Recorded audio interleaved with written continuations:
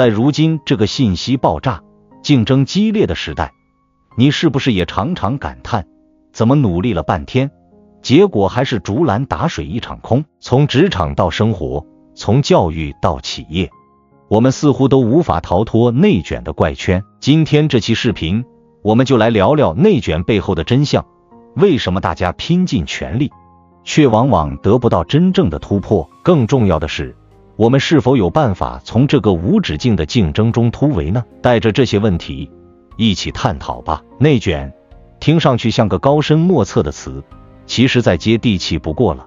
这词儿拆开来简单理解，就是内耗。资源有限，大家挤破头，却得不到真正的提升。比如职场上，为了一点点晋升机会，团队内部勾心斗角的戏码早已不是新鲜事。有人为了在老板面前刷存在感，加班到深夜，表面看起来兢兢业业，实际上效率并不高。还有人为了让汇报显得高大上，花费大量时间调整 PPT 的动画效果，而报告内容却缺乏实质性观点。这种形式大于内容的现象，不仅浪费了团队的时间，更错失了真正创造价值的机会。再看看生活中，那些让人啼笑皆非的内卷案例随处可见。比如，家长们为了孩子的教育，动辄报上10几门补习班，学习内容高度雷同，最终只是让孩子更早地接触到本该在几年后才学的知识。这些提前量的追求，表面上看是给孩子打下了更扎实的基础，但实际效果如何？孩子们被硬塞的知识，早就让好奇心和创造力无处安放。他们的学习不再是探索未知，而变成了应试技巧的单一追求。而在各大企业中，形式主义更是内卷的一大重灾区。不少公司为了迎接检查或评审，临时搞起了面子工程。就拿一个简单的会议来说，工作人员熬夜布置会场，甚至为了摆正几百个茶杯的位置，调试了无数次，生怕领导不满意。可是，会议的真正核心是解决问题。这种过度追求表面效果的行为，纯粹是舍本逐末，结果不仅没能推动公司发展，还消耗了大量的时间和人力，让员工们苦不堪言。内卷带来的另一个大问题是重复性劳动。在学术圈，研究者们为了发表论文，争取经费，常常在经典领域内不断挖掘，甚至有些研究直接变成了翻炒冷饭。本来应该是创新的学术成果，却因为内卷变成了一个又一个枯燥的数据和形式化的分析。学术界如此，艺术领域也难以幸免。许多所谓的创新，其实是对原有形式的简单模仿和微调。比如微雕、微刻艺术，看似精致，但其内涵远不及正常尺寸的艺术作品深刻。创作者们耗费大量时间在这些细枝末节上，最终只能得到精美却乏味的作品。这样的例子还有很多，社会上各种光鲜亮丽的比赛和认证层出不穷，有些活动甚至明目张胆地变成了花钱买荣誉的游戏，看似热闹非凡，实则毫无意义。参与者在这些形式主义的活动中忙得焦头烂额，却发现努力并没有带来实际的提升。这些活动真的有助于推动社会进步吗？答案显而易见。不仅如此，内卷还让创造力备受压制。学生在课外班里学的内容，其实是学校教材的翻版。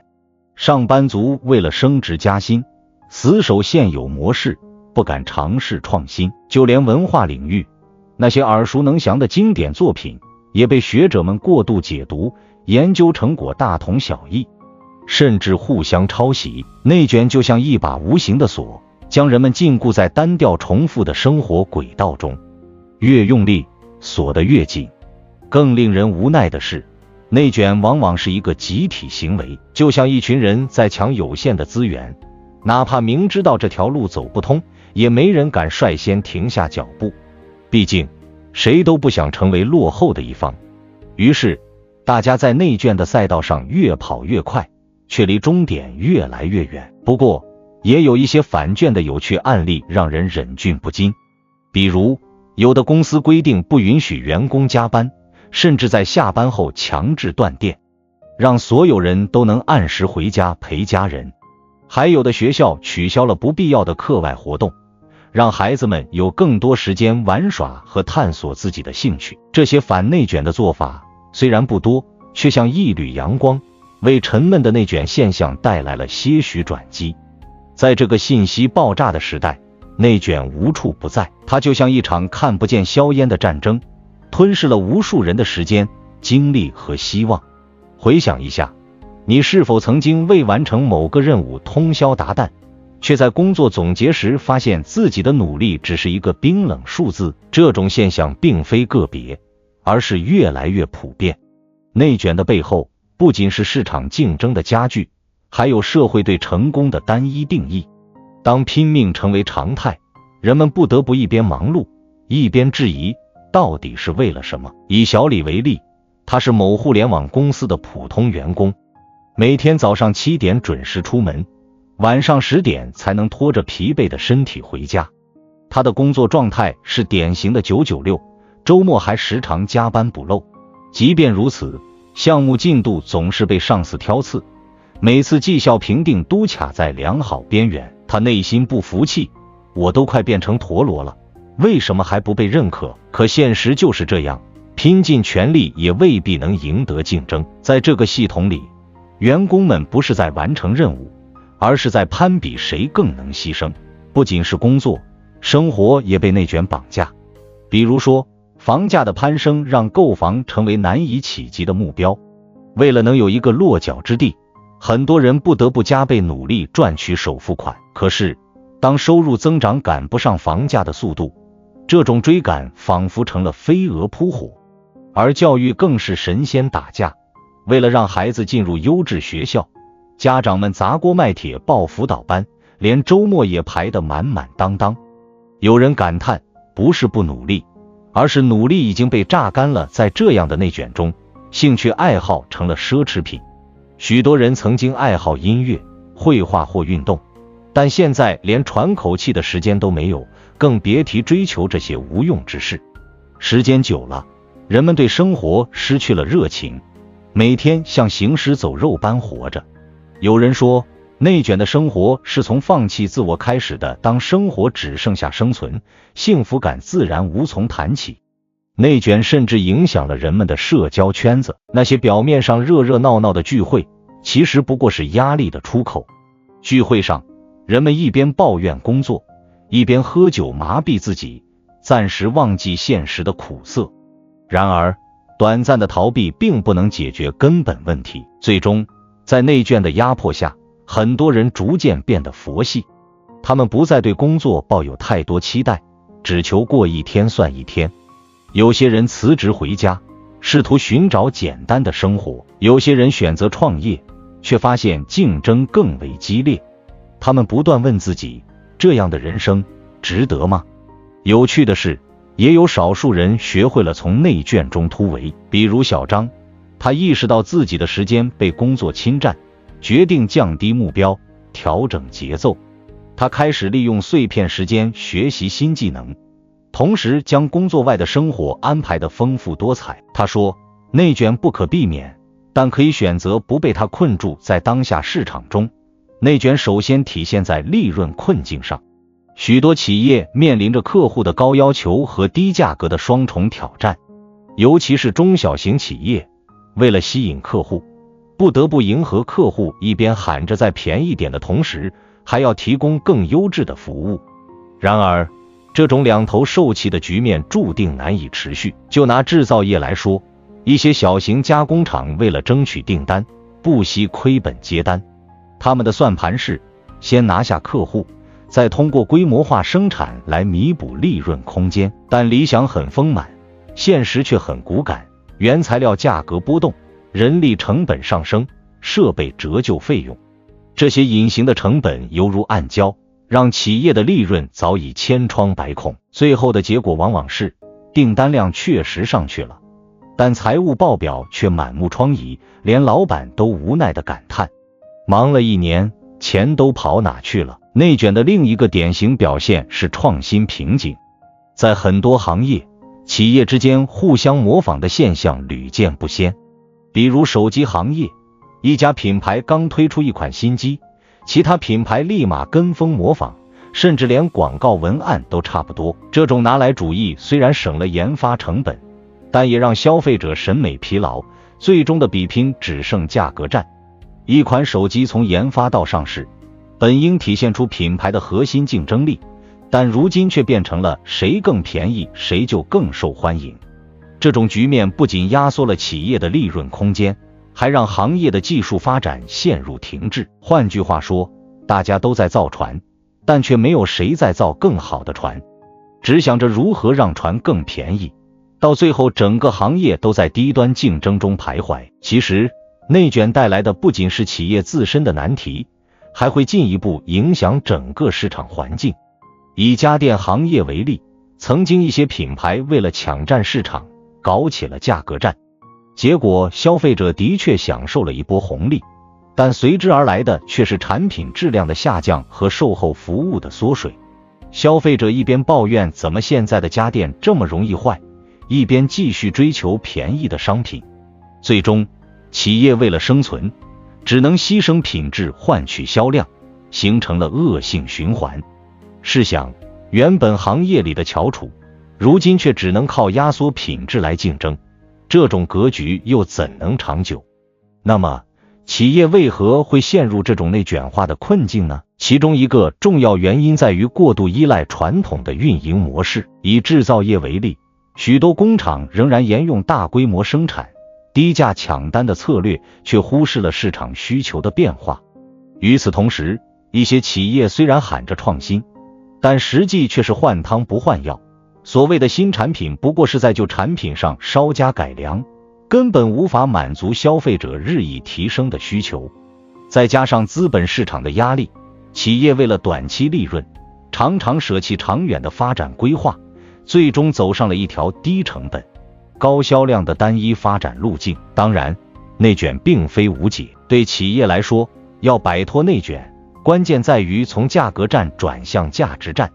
比如在食品行业，一些高端品牌通过提升产品品质和打造品牌形象，不仅成功打开了市场，还赢得了忠实的客户群体。相比之下，那些拼命压低价格的企业虽然短期内销量可观，但长远来看却难以形成竞争壁垒。更重要的是，企业还需要在创新上下功夫，与其花费大量精力模仿竞争对手，不如投入资源开发独具特色的产品，打造独一无二的市场定位。所谓破局，首先要理解的是现有的局是什么。很多人误以为局就是当前遇到的困难或挑战，但其实局不仅是你眼前的困境，还是你惯性的思维方式、既定的行为模式，以及你所在环境的规则束缚。这些局会让人下意识地选择一种固定的路径，哪怕这条路早已满是荆棘，依旧抱着在努力一点就能成功的心态拼命挣扎。真正的破局需要的不是拼命，而是改变。降维打击便是其中一种高效的策略。当我们被困在低维的竞争中时，单靠更大的努力往往无济于事，因为同一个维度的较量不会带来根本性的优势。想象一个职业棋手和普通业余玩家下棋，业余玩家无论多么专注，多么努力地分析棋局，依然难以战胜职业选手。这并非努力不足，而是认知层次不同，信息量不同，决定了行动效果的天差地别。在职场中，降维打击同样常见。例如，一个在大厂历练多年的产品经理如果选择创业，他能够凭借多年的行业认知和资源积累，迅速找到市场空白并构建自己的竞争优势。而一个毫无经验的初创者，可能会花费数年时间在摸索和试错中止步不前。降维打击的力量便在于此，凭借更高层次的视野和认知，绕开低维竞争的困境，直接进入更高效、更具潜力的领域。但降维打击并不是天赋异禀者的专属技能，它的实现依赖于认知迭代的过程。许多人无法破局，并非因为能力不足，而是缺乏对问题本质的洞察。这种洞察不是简单的灵光乍现，而是通过不断实践、反思、调整而来。就像学习游泳，只有亲身下水，才能真正理解水性，学会在水中自如移动，而一味在岸边观望，只会让恐惧感不断加剧，最终裹足不前。在认知的迭代过程中，失败并不是终点，而是新的起点。许多经历过中年危机的人都有这样的感悟，当自己从原本的低谷走出来后，回头再看之前让自己焦虑不安的问题，发现他们其实并没有想象中那么复杂。焦虑的根源不是因为问题太难，而是因为当时的自己认知不够高，看问题的角度太窄。当认知升级后，曾经的困境也随之迎刃而解。认知迭代的重要性不仅在于解决问题，更在于为人生提供更广阔的可能性。一名在传统制造业打拼多年的中年人，面对行业转型的压力时，可能会陷入职业发展的迷茫中，但如果他能够学习新的技术，比如数字化转型的相关知识，并结合自己的行业经验探索新方向，他很可能会在新兴的行业中找到自己的第二春。这种从困境中突围的体验，便是认知升级的最佳体现。然而，破局之道并非只有降维打击和认知迭代，职业规划也是一把重要的钥匙。在快速变化的时代，时间比金钱更珍贵。许多人常常陷入盲目忙碌的陷阱，认为时间排得越满，自己就越接近成功。但事实是，没有明确目标的忙碌，终究只是无效劳动。与其将时间耗费在分散的事物上，不如将精力集中于自己的核心竞争力之上。如何构建核心竞争力？关键在于找到自己的优势领域，并以此为基础不断深耕。比如，一个从事技术开发的员工，如果能够在完成本职工作的同时学习人工智能相关技能，那么他不仅能在当前岗位中提升价值，还能为未来的职业发展创造更多可能性。而那些看似不起眼的副业，比如运营个人品牌、学习投资理财、参与社会公益，也能成为个人成长的助推器。当然，破局并不意味着一帆风顺，无论是在职场还是生活中，我们都可能遇到反复的挑战和挫折，这就需要一种拒绝内耗的智慧。很多人看似每天都在忙碌，但这种忙碌却是无效的，因为他们缺乏目标感，缺乏统筹能力。要想避免这种内耗，关键在于少而精，即聚焦最重要的事情，用有限的资源创造最大的价值。内卷就像一场没有终点的赛跑，让人筋疲力尽却看不到希望。但正如我们刚才分析的那样，破局的关键在于认清局，找到属于自己的方向，不被内耗绑架，不再盲目跟风，用智慧去选择奋斗的路径。